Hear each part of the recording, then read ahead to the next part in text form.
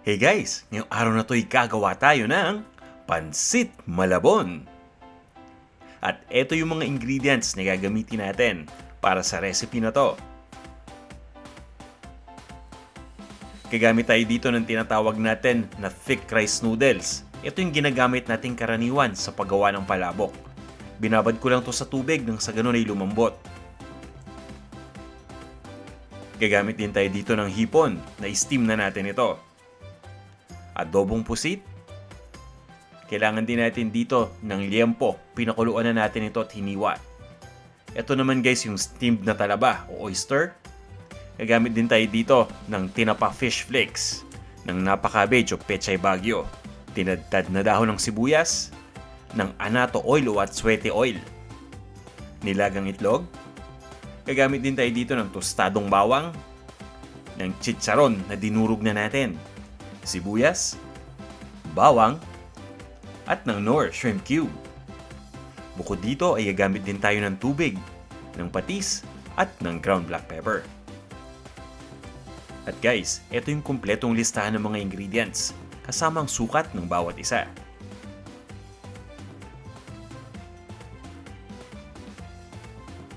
Kung handa na kayo, umpisa na natin! Magpapakululan tayo ng tubig sa isang cooking pot. At pagkatapos, ilalagay na natin dito yung ating rice noodles. Lulutuin lang natin ito ng 3 hanggang 5 minuto o hanggang sa tuluyan na itong lumambot. Pagkatapos ay tatanggalin lang natin yung noodles dito sa cooking pot. Papabayaan lang nating ma-drain yung tubig at ilalagay lang natin ito sa isang bowl.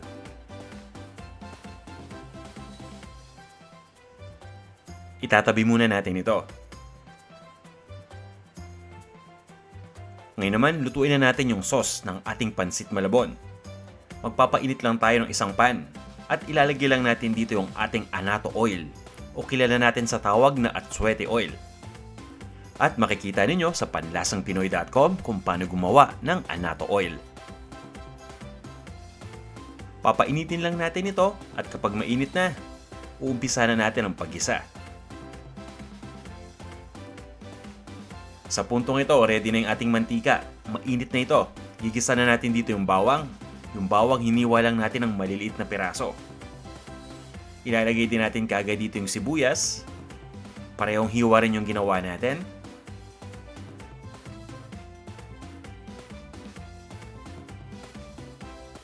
At kapag malambot ng sibuyas, ilalagay na natin dito yung pinakuluan na liempo. Hiniwa ko lang yung liempo ng maninipis at maliliit na peraso. Igigisa lang natin ito ng 1 minuto.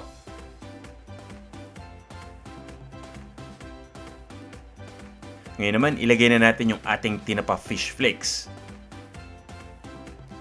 Napakalaking tulong nito para magpasarap at magpalasa dito sa ating Pancit Malabon. Maglalagay na rin tayo dito ng crushed na chicharon. Ito yung chicharon baboy na dinurog lang natin. Haluin lang natin mabuti itong mga ingredients na to.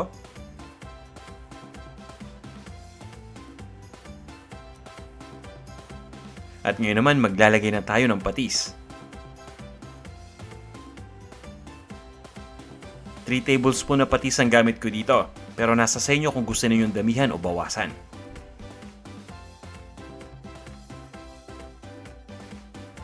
At dahil kailangan ng liquid ng bawat sauce, magbubuhos lang tayo dito ng tubig.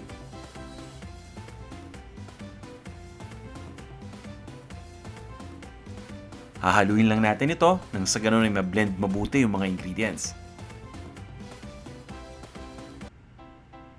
At pagkatapos guys, papabayaan lang natin itong kumulo. Ngayon naman ay maglalagay na ako ng ating Knorr shrimp cube. Gumagamit ako nito para huling-huli ang shrimp sarap. Hahaluin lang natin ito. At pagkatapos guys, ay lulutuin lang natin ng 3 hanggang 5 minuto. Tatakpan lang natin itong ating pan. Maglalagay lang tayo ng ground black pepper dito. Haluin lang natin itong mixture.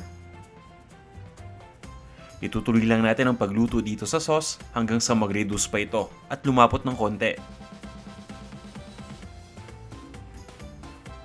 Ngayon naman guys, ipagsasamahin lang natin itong ating sauce, pati yung naluto na natin na thick rice noodles. Dahan-dahan lang natin itong paghahaluin. At guys, lalagyan lang natin ito ng chicharon pa. Pati na rin ng bawang. Ito yung tostadong bawang. Simutin lang natin ito.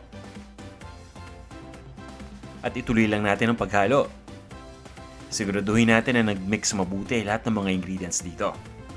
Pagkatapos nito guys, ililipat lang natin ito sa isang serving plate. At ilagay na natin yung toppings. Guys, umpisahan natin dito sa nilagang itlog. Hiniwa ko lang ito ng manipis.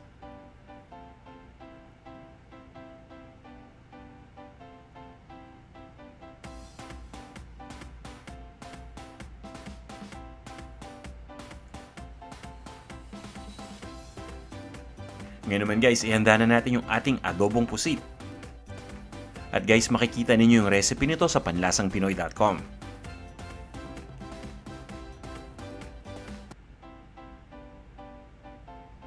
Ngayon naman guys, ilagay na natin yung hipon. Ang gamit natin dito ay yung steamed na hipon.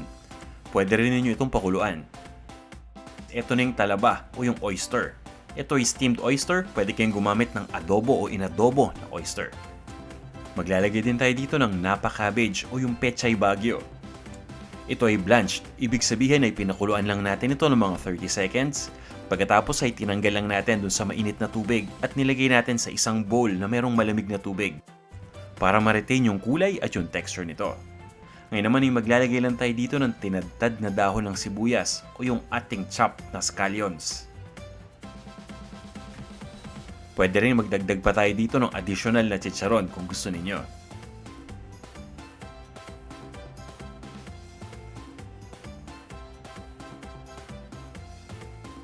Guys, maraming salamat sa pagnood nitong video. Sana'y may napulot kayong bagong kaalaman tungkol sa pagluto ng Pancit Malabon. At kung hindi pa kayo nagsasubscribe, iimbitahan ko sana kayo na mag-subscribe dito sa ating Panlasang Pinoy YouTube channel. At huwag nyo sanang kalimutang i-like itong ating video.